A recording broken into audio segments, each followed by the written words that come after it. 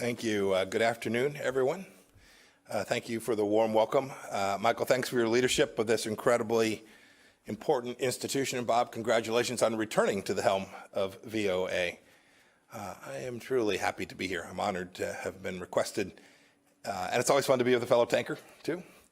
I want to acknowledge the other network chiefs who is with us today. Steve Yates of Radio Free Asia. Steve, where are you at? Nice to see you.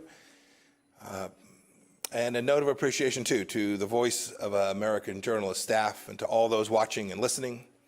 I've sat down for interviews with many of you in the far corners of the world. They have always been a joy. And speaking of which, too, I understand that this speech is being broadcast on TV, radio, on your website, social media, in more than 40 languages. Hats off to the translators. I have no idea how anyone can translate my talking into Uzbek this quickly. That guy or gal deserves a bonus. It's great to have this opportunity. I've been following the work of Voice of America for decades. And as Bob just mentioned, I started my career as an Army officer, patrolling the Iron Curtain, freedom's frontier. In the 1980s, I couldn't cross into East Germany. I was serving in a little town called Binlock. West Germans couldn't cross either. But your broadcast, Voice of America broadcast, could. Millions of men and women whose names we'll never know listen to you, often at their own peril. Their governments dealt only in lies and propaganda, but VOA's listeners wanted the truth, and that's what you gave them. VOA's very first broadcast in 1942 that Bob referred to began with the Battle Hymn of the Republic, along with this pledge, quote, "The news may be good, the news may be bad, but we'll tell you the truth." I love that. I always told my son, I told the story before when he was growing up, I said, work hard, keep your faith, and tell the truth. He mostly followed my advice. And it has served him and many of you I know well. Your mandate here at Voice of America is unambiguous: to be accurate, objective, and comprehensive, and to represent America. The mission of US AGM is to inform, engage, and connect people around the world in support of freedom and democracy. That's because expanding freedom and democracy are what America has always been about. You're the voice of American exceptionalism. We should be proud of that. The world needs VOA's clarion call for freedom, now more than ever. I hear it wherever I go. That's what I wanted to talk about today. I tell audiences about American exceptionalism wherever and whenever I can, because it's true and because it's important. America is good and great, and everyone who truly grabs our founding understands this. Michael and Bob have made studying this history their life's work. Many of you have made it your life's mission too. That's why you work here at Voice of America. We were indeed the first nation founded on the central belief that all human beings are endowed with certain unalienable rights, and the governments are instituted to secure those God-given rights. We have always striven for a more perfect union. And goodness knows we don't always get it right. Therefore, we need both pride and humility about our past and our present. We need the truth. But it's very clear that when Americans have united around our founding values, be it in Philadelphia, at Gettysburg, at Seneca Falls, or during Martin Luther King's March on Washington, we've made good on our founding promise time and time again. Now, our adversaries try and claim otherwise. When the Chinese Communist Party attempted to exploit the tragic death of George Floyd to claim their authoritarian system was somehow superior to ours, I issued a statement which read in part, quote, "During the best of times, the People's Republic of China ruthlessly imposes communism. But amid the most difficult challenge, the United States secures freedom. There is no moral equivalence. This is a self-evident truth. It is not fake news for you to broadcast that this is the greatest nation in the history of the world and the greatest nation that civilization has ever known. Indeed, I'm not saying this to ignore our faults. Indeed, just the opposite. It is to acknowledge them. But this isn't the vice of America, focusing on everything that's wrong with our great nation. It's the voice of America. It certainly isn't the place to give authoritarian regimes in Beijing or Tehran a platform. Your mission is to promote democracy, freedom, and American values all across the world. It's a U.S. taxpayer-funded institution aimed squarely at that. Indeed, this is what sets VOA apart from MSNBC and Fox News and the like. You can give voice to the voiceless in dark corners of the world. You're the voice of American striving. You're the voice of American exceptionalism. You are indeed the tip of freedom's spear. Now look, like many government agencies after the Cold War ended, our international broadcasters, well, they lost their way. Many of you know this.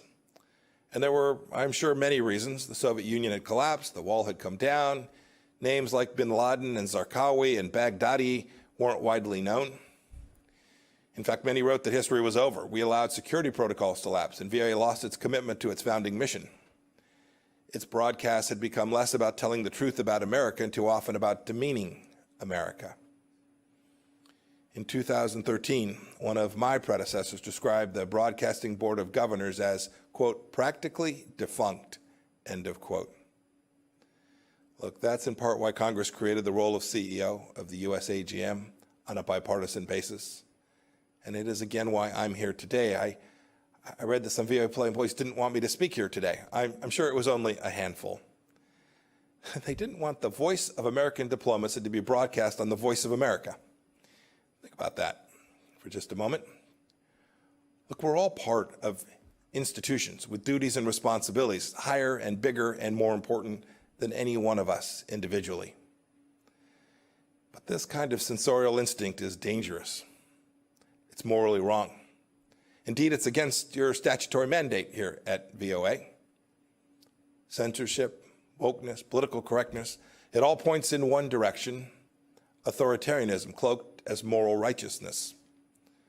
It's similar to what we're seeing at Twitter and Facebook and Apple and on too many university campuses today.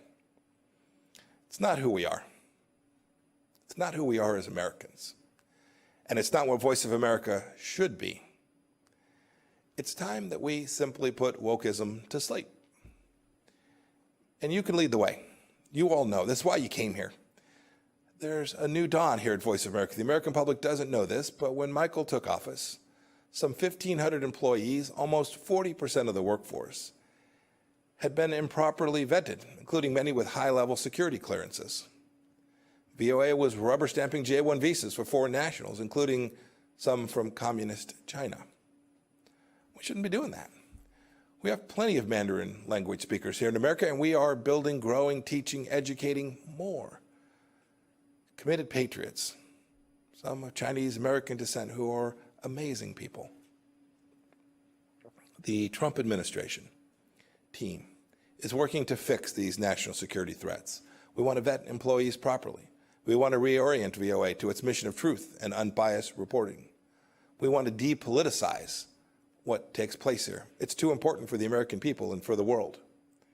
Returning this organization to its charter and its charge to spread the message of freedom, democracy, and American exceptionalism. This isn't about politicizing these institutions. We're trying to take politics out. And that's a pretty good feature story for whoever wants to write it up. As Secretary of State, I'm telling you all of this because I want the best for the people here and for this organization, because you are vital to helping America shine light into the darkest places with the power that only America can muster.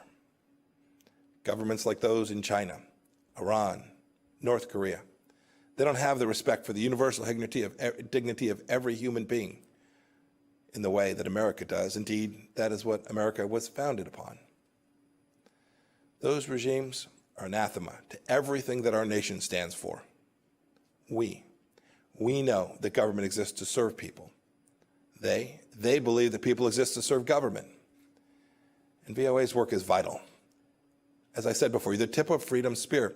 Every week, 278 million people listen to VOA in 47 languages. There are Iranians who are listening to you, wondering if they'll ever be able to shed their Islamist shackles. There are Moldovans and Ukrainians who want truthful reporting, not Russian disinformation and propaganda. There are Chinese citizens who are tired of a regime that's done nothing but brutalize them since 1949. There are Venezuelans who want to know the truth of the Maduro regime's corruption. There are oppressed people all over the globe who still turn to America for hope. Now, I know many of you, especially those of you overseas, continue and have done heroic work. Thank you. I want to commend VOA's Hong Kong reporting team, which faced political intimidation, harassment, and attacks, but still got the job done. My highest praise. Well done. You were behind the barricades with the freedom fighters telling their stories. You're upholding VOA's finest traditions and continuing to be the voice of American exceptionalism. I also want to pay tribute to members of the other radio services who are here and listening. The only Uyghur language news service in the world is run by RFA.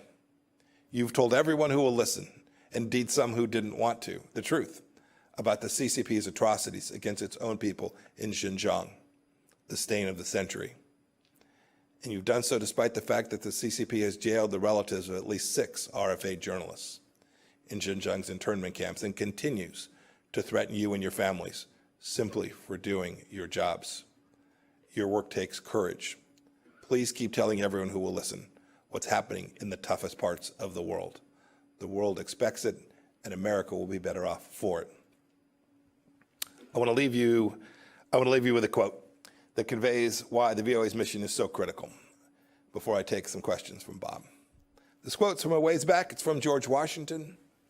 He said, quote, "Truth will ultimately prevail where there is pains to bring it to light," end of quote. When America brings truth to the world, we bring light. Don't forget that. It's what you do. May God bless you. May God bless the voice of America, and God bless these United States. Thank you all.